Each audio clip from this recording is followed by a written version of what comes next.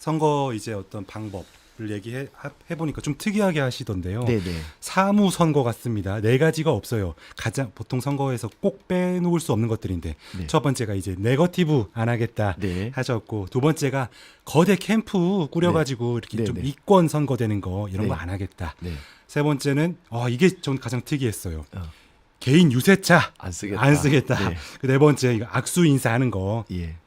이거 안 하겠다고 하셨는데 네. 왜 이렇게 결정하셨습니까? 우선 제가 되물어보고 싶습니다. 우리 예전 특히 지방선거 하면 어떤 장면이 떠오르시나요? 일단은 비방하고 서로 예. 유세차로 이렇게 마이크로 크게 하고 춤추고 막 정신없죠. 약간 약간 근데 후보들이 뭘 하겠다고 했던 것이 잘 기억이 나시나요? 공약이 공약이나 아니면 그러니까 공약도 아니면 저는 이제 그 생각을 합니다. 선거라고 하는 것은 단순히 대표자를 뽑는 자리가 아니라 나아가서 우리 공론의 장입니다. 뭐냐 하면 현재 우리 공동체의 문제가 뭔지를 발견하고 해결책을 찾고 또 미래 우리 공동체를 위해 지금 뭘 해야 되는지를 아젠다 제시하고 또 경우에 따라 시민들께서 결단 내려야 될 테마를 수기하면서 집단적 결단을 내리는 과정이죠. 근데 우리 과거의 선거가 그렇게 됐나요? 예를 들어 지난 선거에서 서울시의 가장 중요한 아젠다가 무엇이었으며 거기에 대해 서울 시민들이 어떤 결정을 내렸죠? 뚜렷이 잘 기억 안 납니다. 잘못된 거죠. 예. 그건 선거만 한다고 민주주의가 아닙니다. 시민이 진짜 주인이 되어야 민주주의인데 그렇지 않게 된 거예요. 예. 왜 그런 걸까요?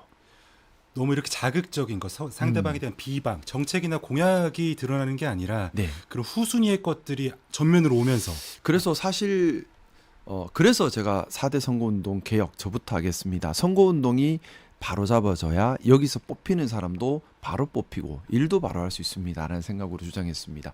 사실 주변에서 다 말렸어요. 망하는 짓이다. 예를 들어 네거티브 안 한다고 했는데요. 네거티브 안 한다고 하면 상대는 더 네거티브를 합니다.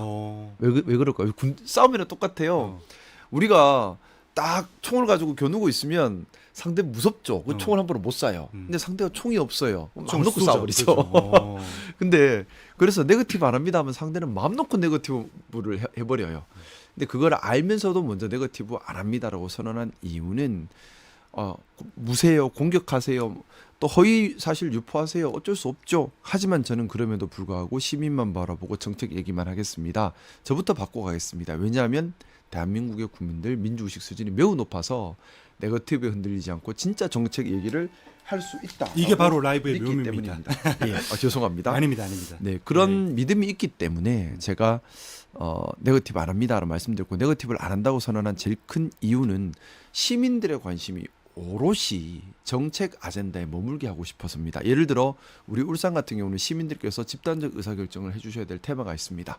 첫 번째 불교 통합에 대한 테마, 두 번째 노동 중심의 산업 AX 전환에 대한 테마, 또 대중교통에 대한 버스, 시내버스, 트램 이런 문제에 대한 테마 뿐만 아니라 곳곳에 많은 울산의 현재와 울산의 미래를 향해서 시민들께서 집단적 의사결정을 해야 될 아젠다가 있거든요. 여기 오롯이 집중하게 하려면 네거티브와 판치면 안 되죠.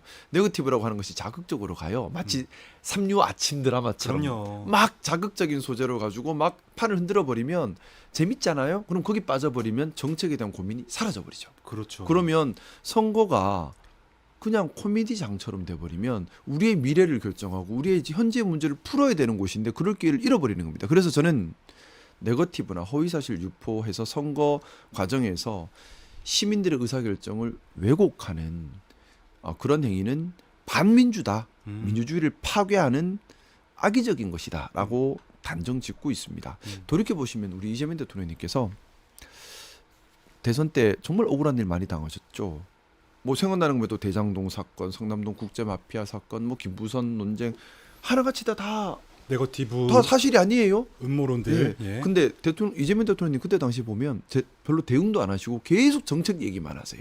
왜 그러셨을까요? 저는 시민들의 관심이 정책에서 벗어나면 안 되기 때문에 본인이 억울하고 힘들지만 우리 국민들을 믿고 계속해서 정책 얘기만 일관되게 하셨다고 생각합니다. 저는 이재명 대통령님 참 좋아해요. 예. 그러면 그분의 생각과 행동을 따라하는 것이 맞지 않을까요? 저는 예. 그래서 네거티브 없습니다. 정책 얘기를 하겠습니다. 라고 한 겁니다. 이 네거티브 안 하고 그게 그 좋아하시는 네. 이재명 대통령의 어떤 방법이었다. 네. 일일이 막 대응하기보다는 정책을 말하고. 뭐 일일이 대응하다 보면 네. 정책 얘기를 못 하게 돼요. 그냥 음. 싸움판이 글로 바뀌어 버려요. 그러면 국민들의 관심도 글로 가 버리면 저는 그럴수록 정책 얘기를 더 하려고 하는 겁니다. 좋습니다. 지금 사실 저에 대한 네거티브 심하거든요. 네. 심한데 그럴수록 정책 얘기를 계속합니다. 어. 왜냐하면 시민 여러분 재미난 네거티브를 보지 마시고 정책 보세요. 왜냐하면 네거티브는 평소에 해도 돼요.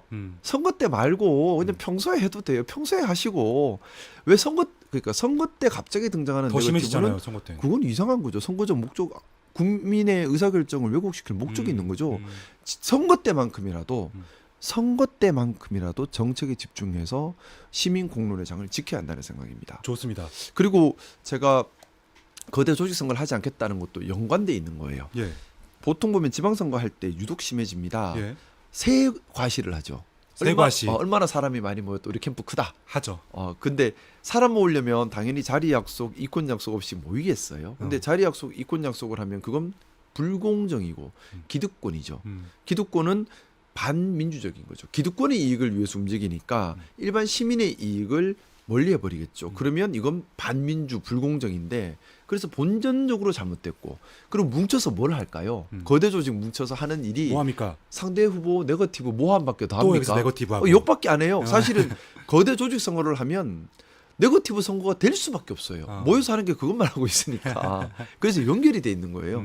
그래서 시민의 이익을 지키기 위해서 함부로 기득권이 생기면 안 되기 때문에 자리 약속, 이권 약속 없는 선거. 그러려면 거대 조직 선거가 아니라 최소한의 캠프. 최소한의 실무진만 가지고 선거를 치러야 되는 거죠. 우리 캠프에 1000명 있어요가 아니라 정말 일할 사람만 가지고 일을 합니다가 돼야 되는 거죠. 새 과시를 함부로 해서는 안 된다는 것이고 재미있게 보셨다면 구독, 좋아요, 알림 설정까지 꼭 눌러주세요.